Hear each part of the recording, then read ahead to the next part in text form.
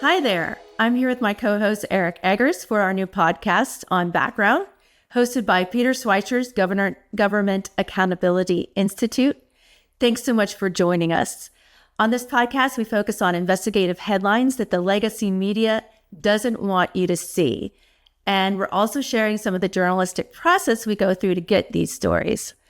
For our first few podcasts, we focus on California and the Secret Service because those are the two topics I break the most news on. So at first, I thought we might want to do some more general topical news today.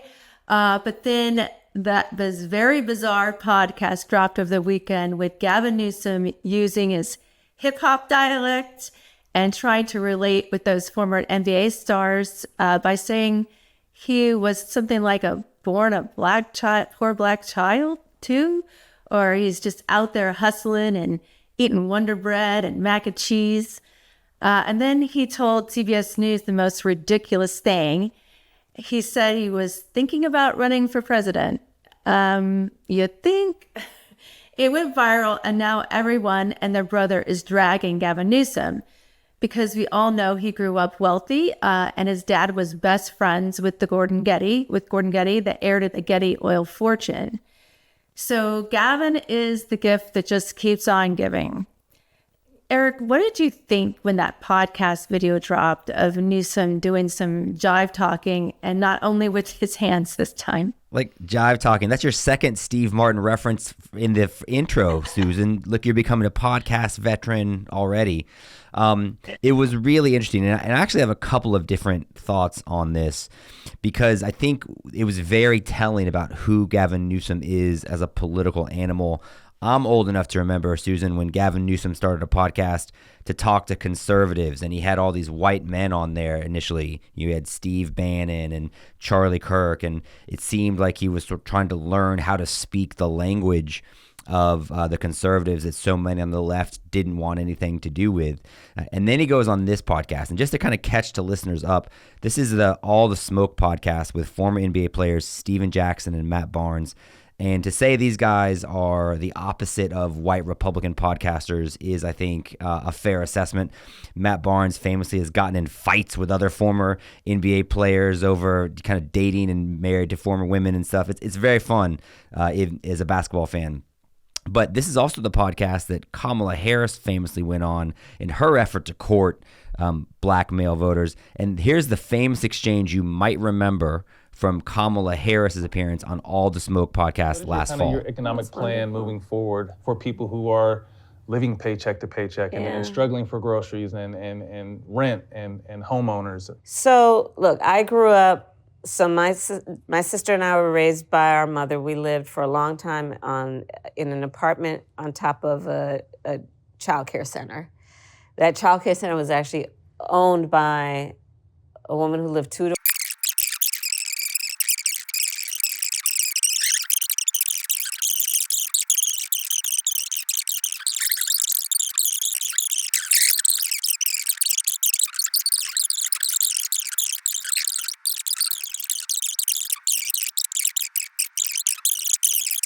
The reason I'm saying all that is because when those folks are successful, we are all successful. The community feels it. And we actually strengthen the economy overall. Absolutely. When middle class is strong in America, America's economy is strong. So this podcast has a history of unintentionally making news because people go on there and they sound sillier than they mean to. And then Gavin Newsom comes on. And Susan, listen to what Gavin Newsom says. He's getting a lot of attention for the kind of the slang vocabulary, the code switching he's doing. But it also sounds like what he's done is he's listened to a story Steven Jackson has told, and he's mimicking this same story, because you'll hear Steven Jackson relate to it. Is like, so, and I think it's because Gavin Newsom's stolen this content and repeated it to Steven Jackson, and Steven Jackson's like, okay, you're trying to relate to me. Here's what Gavin Newsom said on All the Smoke. You know, it was also about paying the bills, man. And it was just like hustling. And so I was out there kind of raising myself, turning on the TV, started, just getting obsessed, sitting there with the Wonder Bread and 5 stacks of, it's like the White Stack 5 story. Man. Come on. Kraft macaroni and cheese. Bro. Are you talking about about me. Young that's it. YG, But man, every day in the backyard, just bouncing the basketball, throwing the ball against the wall until the ball is just like fraying, man, and your arms Entertaining fall yourself. off. That's it, whole thing. So just and then then this student that was shitty student is in the back with his head down. All of a sudden, started throwing the baseball a little faster than everyone else, and started make a few free throws because I was sitting there practicing 500 of them every damn night. And in high school, I look up in the stands, my dad's back up there. Okay, dope. And it's like, man, and then he's bringing his friends and you're captain of the team and you're like, gee, and it just saved me and it got me into college. Now, Susan, you wrote a whole book that includes a chapter about Gavin Newsom's childhood. What's your reaction to hearing the latest iteration of Gavin Newsom's telling of his sports-themed, heroic childhood story? Yeah, it was. I wish it was shocking. I'm sure there's some kind of psychological term for when you're mimicking someone that you're trying to impress. You mimic the dialect, you mimic even the story itself. I mean, I know what Gavin Newsom is trying to refer to, but the ridiculous part about this is that he really was a child of the rich. That meme came out afterwards, and he was pictured because his father was best friends with Gordon Getty, who is the heir to the Getty oil fortune.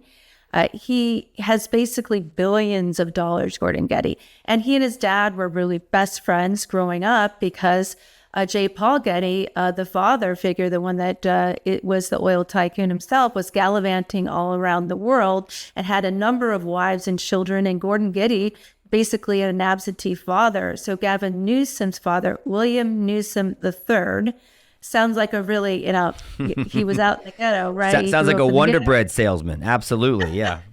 Right. So he basically, he bonded with Gordon Getty, and all of the largesse that Gavin Newsom's received over so many years. I mean, there was a picture of him in the Santa Clara University yearbook in a Burberry scarf. So just to give you an idea of, his childhood, I think those scarves are anywhere from $500 to $1,000 each.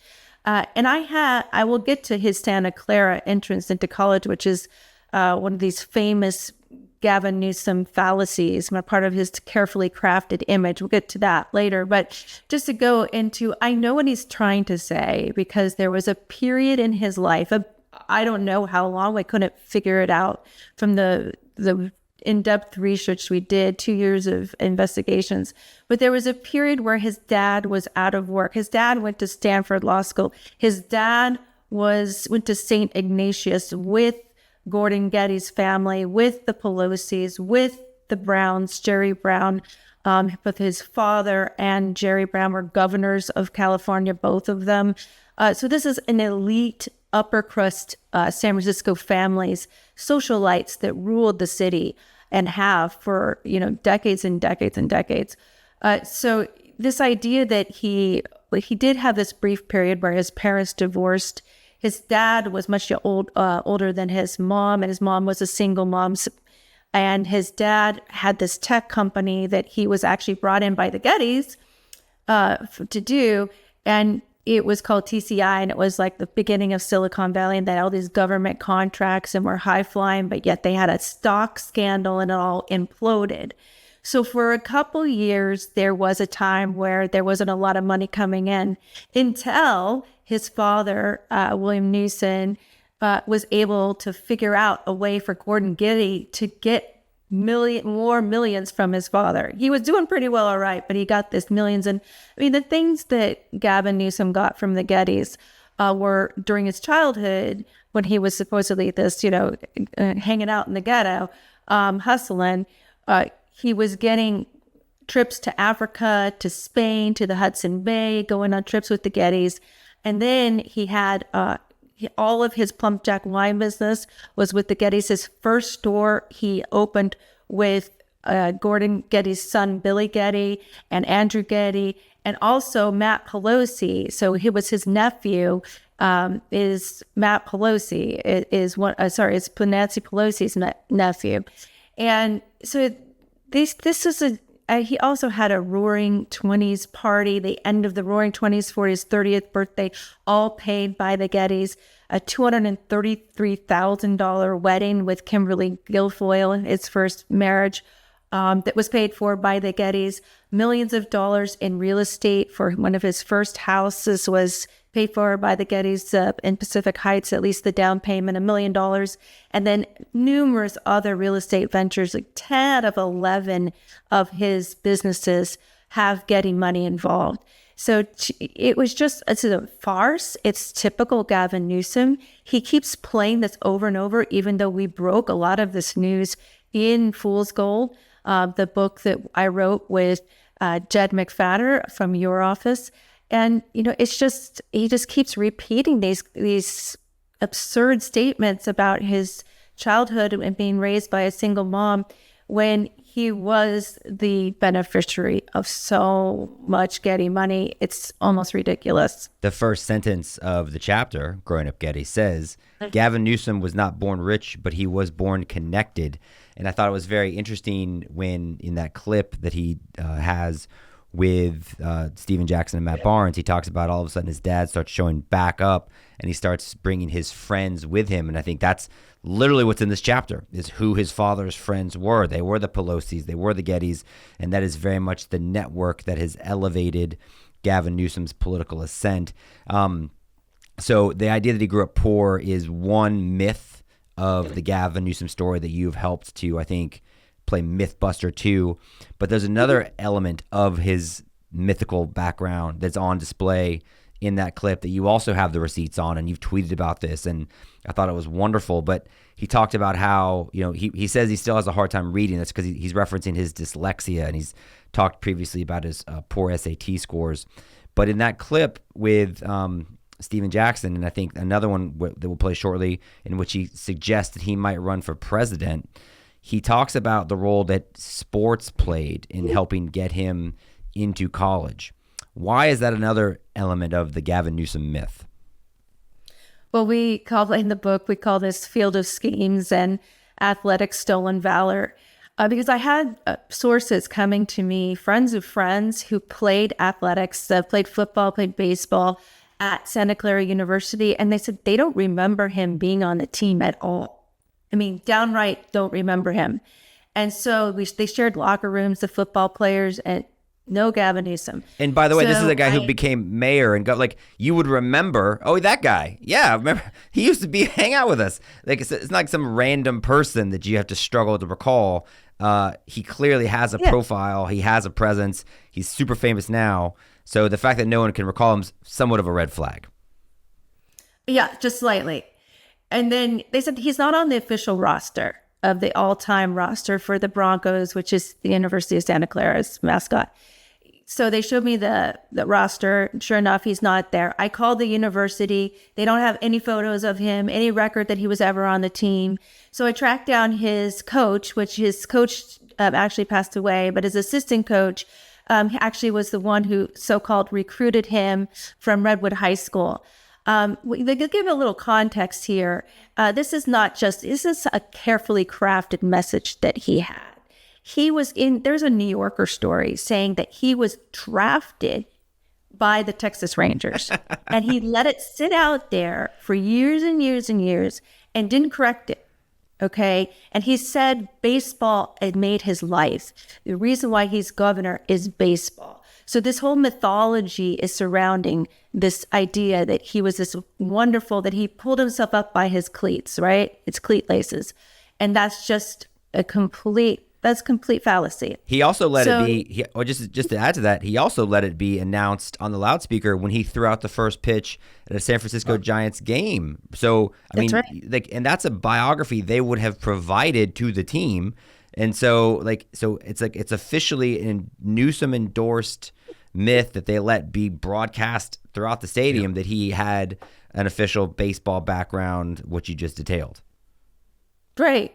So I tracked down his coach, Mike Cummings, and I talked to him, and he was pretty frank, and he wasn't, either one-sided or the other, but he said, We talked to this guy, William Connolly, who's this big, wealthy banker type. He was an alumni of Santa Clara, and he played baseball in the 1950s.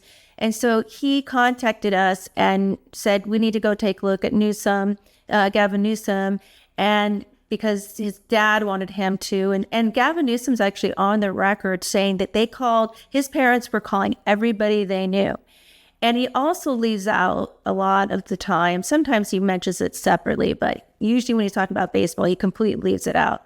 That Jerry Brown, who had just been governor 2 years prior, had the first time he was governor, he's governor twice, but the first time he had recommended him. His application to the university included a recommendation for the former governor. Okay. So he gets on the team. Mike Cummings, the coach, tells me that he was on the JV team. And I said, well, why don't they have any pictures? He said, well, I don't even think we had uniforms. Then we played, junior colleges. It was sort of like scrimmages. And then he got a injury, and he didn't even remember what type of injury he got. And he left the team after one season. And so this idea that, he was this wonderful left-handed pitcher and that he owes everything to his baseball prowess is just ridiculous.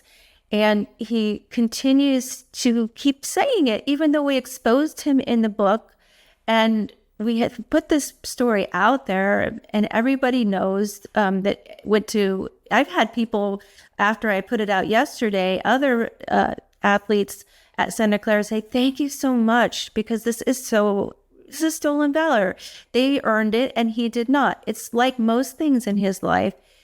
Everything was given to him on a silver platter. So it's performative. He does not think that he has to do anything positive for California. He can just run via podcast for president.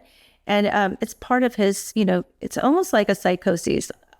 Sociopathic behavior. The juxtaposition of him suggesting that he was eating white, Wonder Bread stacks and playing ball in the streets, and that's what earned him his way to college, as opposed to having the endorsement of a governor on his actual application, could not be more stark. And the reason why it matters, as you noted, is because Gavin Newsom, while he's only the governor of California now, may very much want to be in charge of much more than that.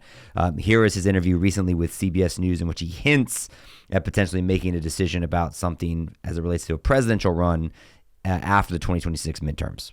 The idea that a guy who got 960 on his SAT that still struggles to read scripts, that was always in the back of the classroom, the idea that you even throw that out is in and of itself extraordinary. Who the hell knows? I'm looking forward to who presents themselves in 2028 and who meets that moment. And that's the question for the American people. Is it fair to say after the 2026 midterms, you're going to give it serious thought?